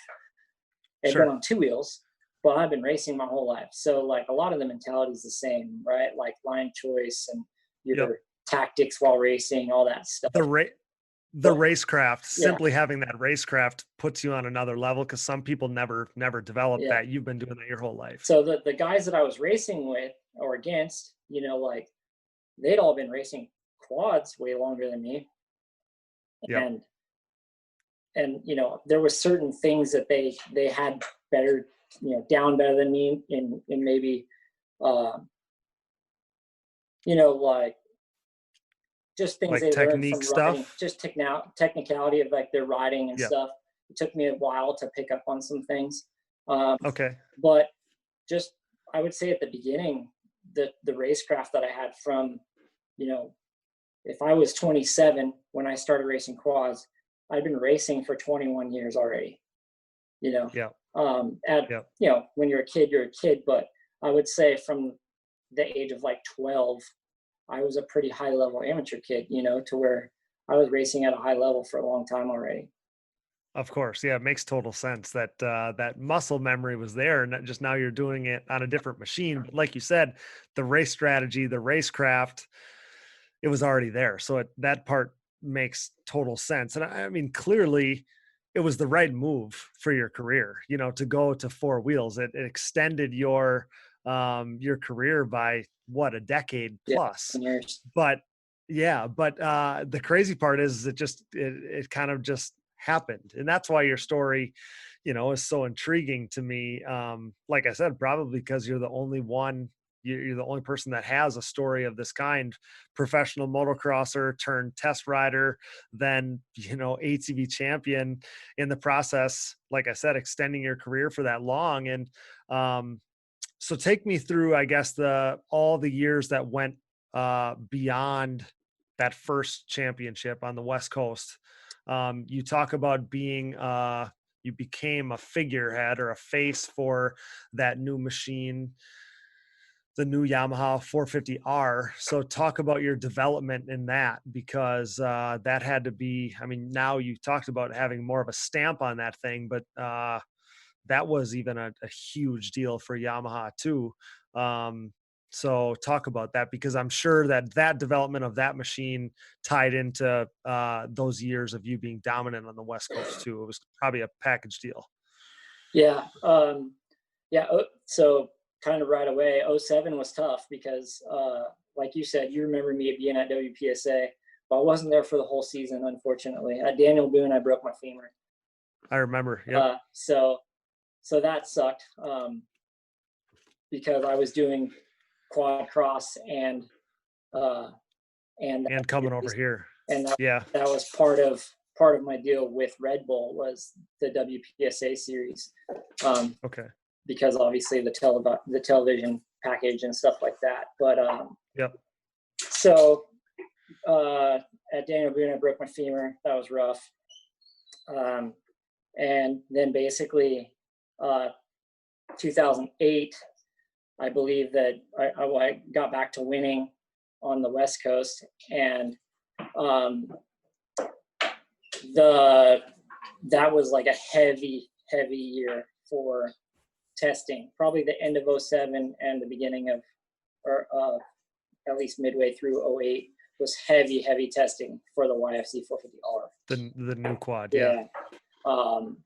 And that was fun, because that was like, we were basically building a race bike to sit on the showroom. I mean, now, it's not a full race bike, but in those days, that was as close as you were going to get, and that was a lot more of a race machine than that first YFZ, obviously. Night and day.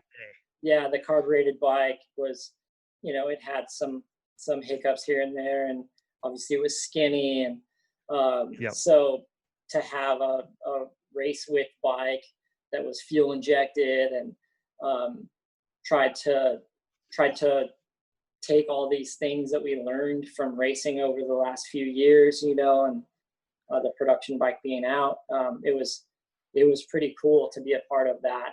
And it was fun, like, because I felt like every time, the hardest part about the times when you're testing like really cool prototype or pre-production bikes is when you have to go and race one the next weekend that is your race bike, but it's not as good as the one you're testing. It's the old school one. I bet. That's tough. I'm sure. So I was riding a bike, my regular YFZ 450. It was, Roll and Elka, and it worked good. I was happy with it, and I would go test during the week, and I'd be like, dude, this bike with stock shocks, and it's as good or better handling than my race bike. I'm sure because structurally, the width and the shape of that new bike was so different Yeah, compared to the YFC prior. That was like long and skinny, like you said, it was like a torpedo compared to a yeah, big stable machine. yeah. Even like the ride position, like the seat, was skinny on the Yeah. original YFZ. It didn't flare Yep. out at the back and have like places to sit on the edge of the bike. And Yep. yeah, just a ton more went into the development of the 450R, and Yeah. it was just I'm sure because go ahead. that new machine, you were kind of sitting in that machine Yeah, compared to you were sitting on top of that old YFZ. yeah. It just felt like, yeah, you were more a part of it, like, Mhm. and Yep. and it was a bigger machine, but it felt lighter to flick around, and it was just so fun, and it was cool to be there. Um, I felt like I was there from very close to day one on the original, but now that I like really knew my shit a little better, it was Yep. it was cool to be a part of it from day one on the 450R. So take me through how they get to that new version quad with the R model. Do you tell them, hey, like this is what we need to do, or is that done all before you? Do they already have like a machine and then they roll it out to you and say, hey, ride this thing? So crazy thing about that is the testing department built a replica of my race bike and Okay. sent it to Japan. Really? And so they tested that, and that's what the 450R was kind of, well, that was early on in the Yeah. concept time, but that was sent. But they took your modded version of your 450 Yeah, and based, which makes sense because now the R rolls out with a wider stance with better suspension. yeah, And okay, so that makes total sense then. yeah. So So we were what running what like, is taller stems and yep. wider and all this stuff. And then when the bike comes, it's like, wow, this is all right. This is pretty sweet, Yeah. That's it. And it was truly a changing of the guard really in ATV racing. And I mean, still to this day, Yamaha is the pretty much the standalone in the sport ATV, kind of market where they're the one still progressing every year, rolling out a little bit better machine every single year, and they have a race ready quad. And you're not at these nationals over here on this side of the country, but when you see this pro stock class and the production stock class, and the whole gate is Yamahas, and they're going within 2, 3, 4 seconds, the pros are on their stock quads as they are on their race quads. And if you enter the class in any other quad, you can't compete. Oh, yeah. Even it's amazing. And then to hear kind of the progression of where it started and being based off your machine, I really hope that you take some pride in being such a integral part of where Yamaha is today, because again, they're the number one OEM supporter. We say it every week on this podcast, but they're the number one OEM supporter of ATV racing, and to still see their involvement and support of this whole thing is pretty cool. And you played a big role in that. Yeah, it's cool. Like, it's funny because like what I just talked about, sending that quad over, that's something that I kind of forget about. And then we're talking, I'm like, oh yeah, wow, they sent a replica of my bike. I kind of forget about that even happened. So many That's things have amazing. gone on, but Yeah. it is cool. It is a little sad to me that the other companies aren't really involved anymore. I think it was a huge hit when Suzuki got in trouble and decided to stop bringing quads in. Yep. I do wish that Honda would keep developing and push, because it just pushes the whole sport. I mean, Yeah. I am proud. I'm not that I'm a part of Yamaha really, but I've worked closely with a lot of different people in a lot of different parts of Yamaha. Yep. I am proud that Yamaha is still pushing and like keeping the sport alive to a certain extent, like as far as from a manufacturer standpoint. Yep. I think it's cool because like I said earlier with the 4-stroke national thing, like they don't have to support it. They're the only new legit bike out there. Exactly. So they don't have to support it, but they choose to. And I think that's the right thing to do. And that's a cool thing to do. But I do wish that the other companies were still making bikes because just like on the dirt bike side, it keeps things progressing, and I, the one of the harder things to deal with on the quad side of things is that equipment matters quite a bit for like an amateur guy coming up and of course, low level pro guy trying to earn his way up. Yep. Equipment's a big deal, and a full race built quad is pretty crazy expensive to build. And Yes. so I love the direction with like the stock classes, because I always thought that would be like the great equalizer, right? Let's put everybody on stock bikes and see who can actually ride the best, not exactly have the fastest motor to get them the first turn first, and then they're good from there, Exactly. And it's like spec racing almost. Yeah. And you're exactly right. It's like let the best man win. And I always kind of even felt that way during my professional career. I'm like, man, if we could just all be on the same stuff, it'd be really interesting. Yeah. And so now I do think it's a really cool concept, and you're hitting the nail on the head with my beliefs is we need to make it so that more people can afford to do this to help ATV racing, because the other manufacturers aren't the ones pushing to grow this thing. So let's cheapen it so more people can chase this.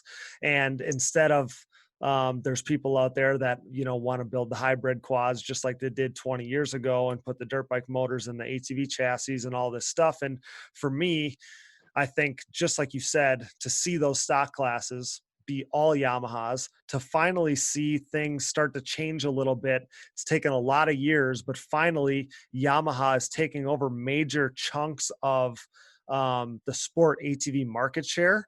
And I think that that's really cool, because it's at least, if nothing else, it's repaying Yamaha for all of their hard work. And like I said, every year that bike gets a little better, whether it's, coming with a slipper clutch or whatever, the things that have happened over the last handful of years.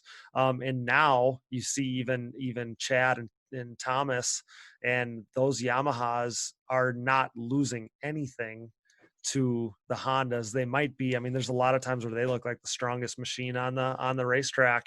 And finally, that makes me feel really good, because I just wanted to see Yamaha be repaid for all their efforts and sticking with this sport when everybody else left. Yeah, I agree. I think that obviously it would be nice for them to reap the benefits of being the ones there to keep things moving. They definitely probably deserve it at this point. But I still wish there was some competition. Just Me too. Not to take any thing away from Yamaha, just to keep the progression going. As far as the bikes. Yep. Maybe that would drive cost of stock bikes up if the progression kept going. I don't know. But yeah, I don't know. I don't know if anybody's going to ever come back to it.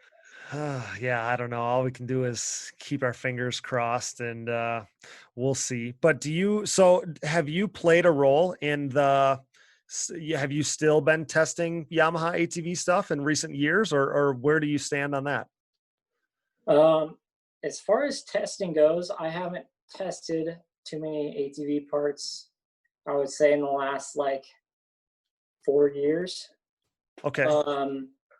Most of my ATV riding in the last few years has been for photo shoots. Okay. Yep. But yeah, I don't know, obviously with them, the ATV side of things is based in Georgia now. Yep. So with me being out here, it's a little tougher to that makes sense. They have guys that are good enough ATV riders and good testing guys that are back there at their facility. So I think that all the stuff that's what we consider the small inner working stuff, they can take care of. If there was some like major change, like a new model coming or something like that, they might get me involved. But as of right now, I don't think that's going to happen. Okay, I gotcha. So then let's as we kind of tie this thing up here, what about you? What do you have? I mean, I know you had been doing the UTV racing thing. What's keeping you busy nowadays? Well, lately, nothing. This Yeah, it's a COVID thing sucks. It's a crazy time in the world right now. That's for sure. But I'm, like I said, I'm lucky to still have a relationship with Yamaha on the dirt bike testing side. Okay. I still have been racing my side-by-side stuff just at the regional level, just for fun and to, like still get the juices flowing every once in a while. Like I said, that's my biggest passion is racing. And that's what led me from 2 wheels to 4 wheels, and now to like strapping myself in and driving a golf cart basically for. Okay. So yeah, you gotta have a way to you gotta have an outlet to be able to do that. That's for sure. So yeah, I definitely get that. Yeah. So still playing around with the regional stuff, and then my main job, I'm gonna do some finger quotes around that, is I work as a stuntman in the movie business. And oh wow, most of what I do is work for a company called Covert Camera Vehicles that's based out of Atlanta, and they have a whole fleet of vehicles. But kind of what made their mark in the movie world is electric motorcycles that we mount cameras to, and do everything from like a walk and talk down the sidewalk to like gnarly through traffic chase scenes like Fast and the Furious. Oh wow, that's crazy. So I ride a motorcycle for that, and then they have, like I said, they have a whole fleet of vehicles. They have one of their new, more aggressive vehicles is actually based off of my SR1 race car. Which is basically my SR1 race car is like a Rhino chassis geometry with R1 motor in it. And it's 2-wheel drive, rear wheel drive. So we have a new camera car that's built off of that platform. And it's just like super aggressive chase scene stuff, and pretty high, high speed and gnarly off-road or on-road. So it's really cool. Like it's something that I feel like has the same feel and vibe as a race weekend for me. Sure. Most of the time I'm flying to Atlanta and picking up a truck and trailer with whatever vehicles we need for a TV show or movie. I'm driving to wherever the location is, unloading, getting set up, work for 20 minutes to an hour a day of like super high intensity, high pressure work, and then load everything up and leave, which is almost like a race weekend, right? So right, yeah, for sure. That's awesome to be able to still racing around on stuff. That's killer. Yeah, so I enjoy that. Like it's super, like I said, high intensity, high pressure, which is I think what I liked most about the racing world, and that life. So still get that. And it's a little bit safer than racing full time. And when I'm working, which hasn't been a lot lately, but the money's good when we're doing it. So that's awesome. Yeah, it's great to hear that. Again, like I said before, you kind of found your niche, and you're still being able to get that adrenaline rush and race around on stuff, drive things, and that's awesome. Okay, I got one last thing before I let you go, Dustin. I don't know if you're a Pulp MX listener, but our biggest shows were spent debating some of the stuff said on Pulp, basically saying that quad racing is easy, and you were one of the guys that Chris Kiefer said would have the most valuable opinion given your background, kind of being on the dirt bike side and the ATV side. So I want you to weigh on this for me. Was riding and racing an ATV easier, or were you just better cut out to be an ATV rider? Oh, that's tough, And right? I'm not trying to No, put you on the spot, no, that's but tough. So my feeling is that um, I was better cut out to be an ATV racer. Obviously, didn't know that for most of my life. okay. But I also feel like the background that I had in dirt bike racing is what accelerated my path on ATVs so much. Okay. I've always told people that riding an ATV is much easier than a dirt bike. Yep. There's no balance involved. Like just say you're going recreational riding. I think it's Yep. easier. Now you go out on a gnarly, rough, nasty motocross track and you want to go fast. I think that's harder on an ATV. On an ATV. I think it takes more to go fast on an ATV than it does a dirt bike. I feel like I reached a higher level on ATVs than I ever did on dirt bikes. So it sounds weird for me to say that. But I also feel that the talent pool on dirt bikes is much deeper than on ATVs. So if you have high level talent on an ATV and you have the work ethic and you are willing to do what it takes to be a top guy, you're one of a few. Where Yep. on dirt bikes, especially these days, there's kids that are from 6, 8 years old just being raised to try to be the next Tomac. And I think if you look at the amateur racing, across the United States, how many amateur kids are racing quads between the ages of 6 and 10, say? And how many amateur kids are racing dirt bikes between the ages of 6 and 10? I mean, Right. the numbers have to be like a joke, right? In comparison. Yeah. So 10-1. I think that it's that takes you to the talent pool. Like, how deep is your talent pool? Like, the dirt bike talent pool is massively deep. There's,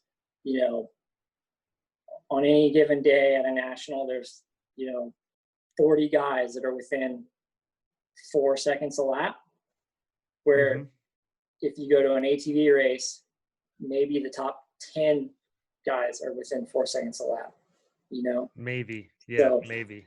So that's where I think it, like, luckily for me, when I made the move to quads, I had enough talent and I knew the work ethic and the racecraft and things like that from my previous dirt bike racing.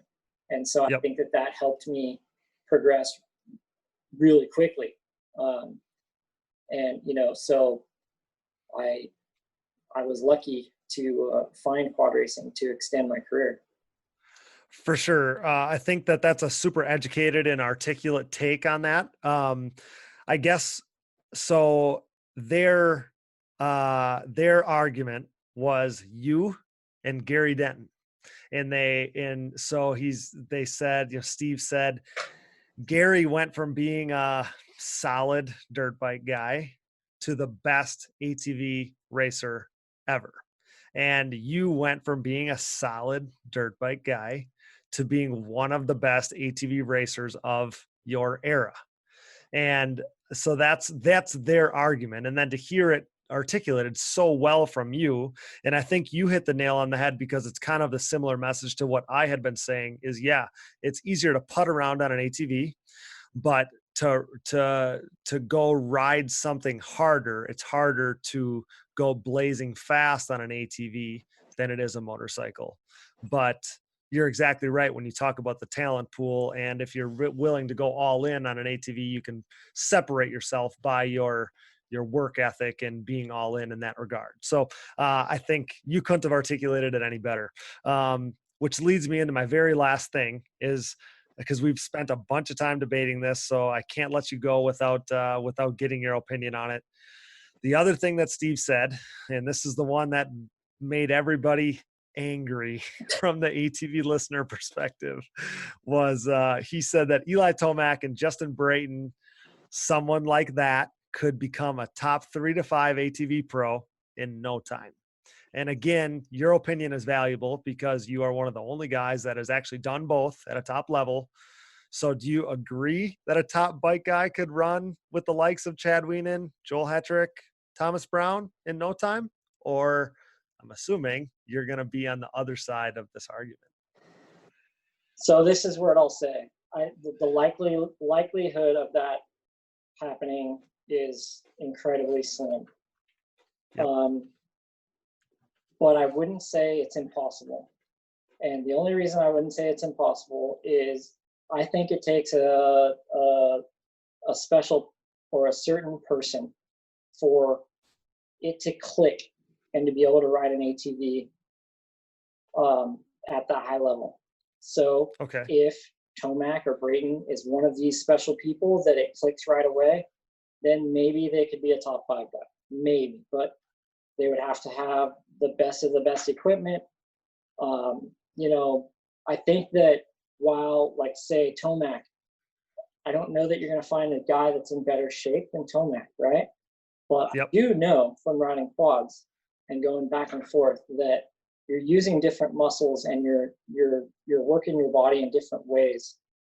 So for Tomac to say, with 3 months of training and practicing on an ATV, Yep. maybe his body could adjust, but it would be tough. It's tough. Like, I don't think it's something that you could ever just jump into and be competitive.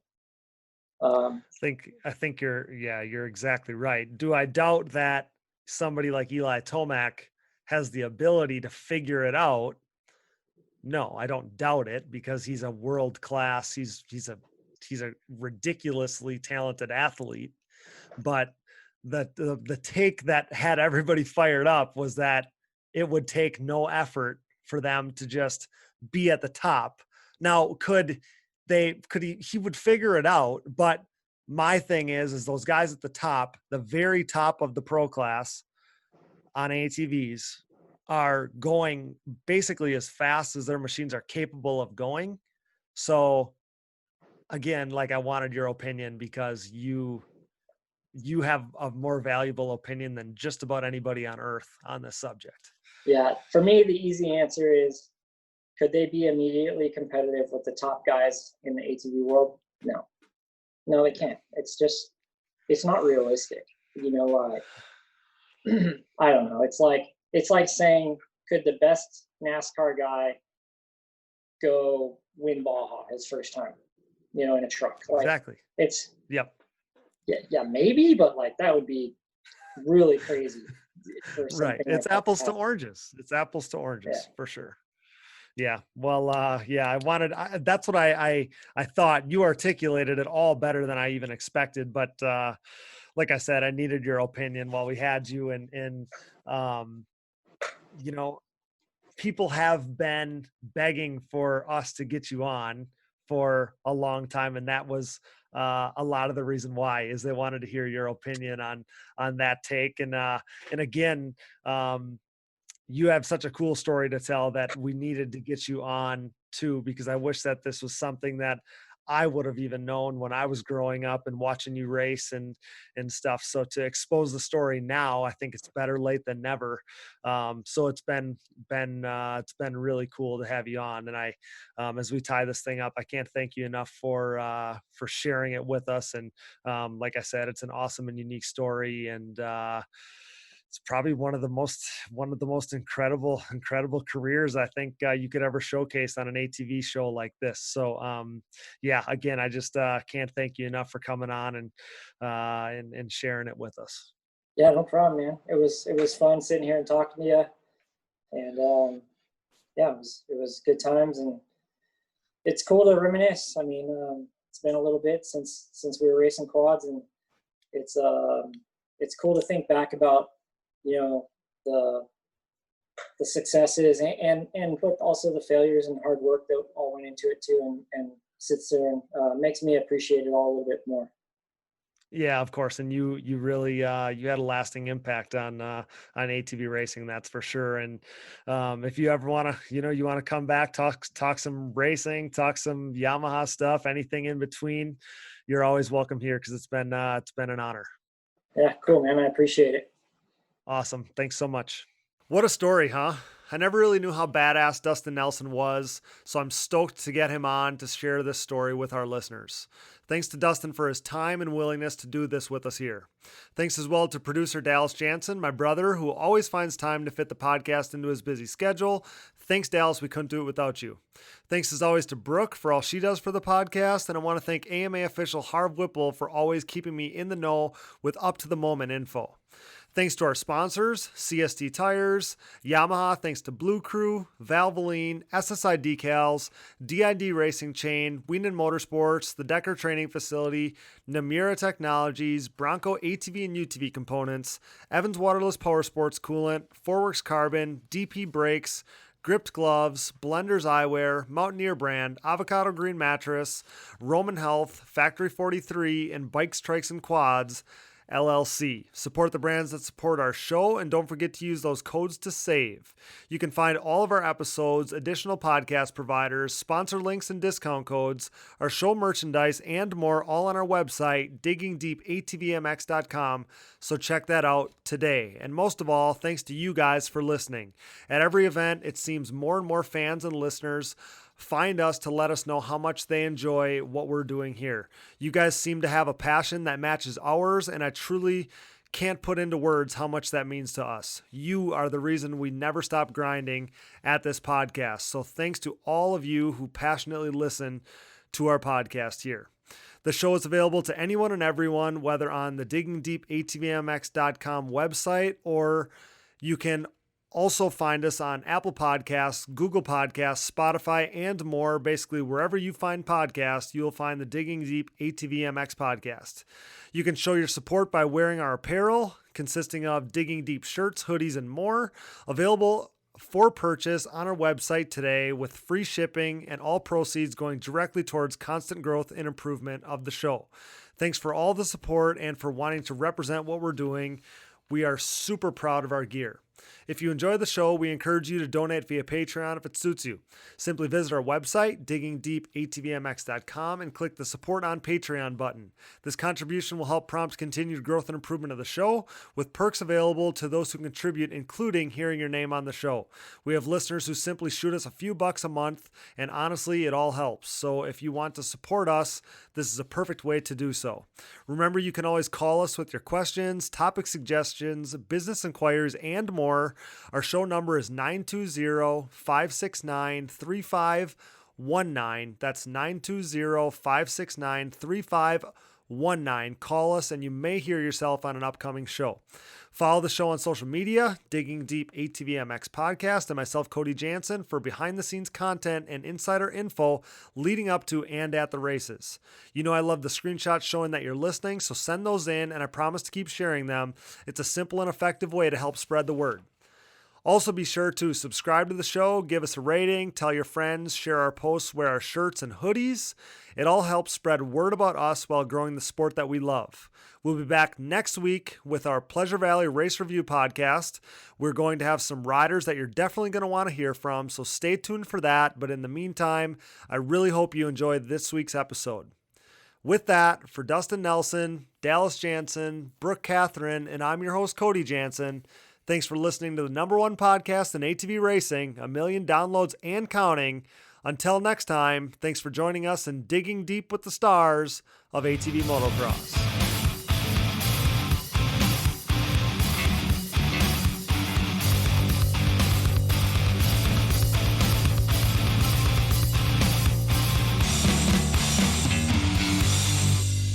Those guys were hauling ass, for real. I remember watching Doug Gus, I don't know who it was, Steel City, running the same times Friday afternoon as James Stewart was on Sunday back then at Steel City. I would need to check this out. I'm dead serious. It was mental. I've never seen quads go that fast. It's not easy, Steve. It's not easy. Listen, JB, I don't want to hear. It's not easy. I don't want to hear. Quad dudes are freaking nice. You don't chew Big Red then. What the? Like,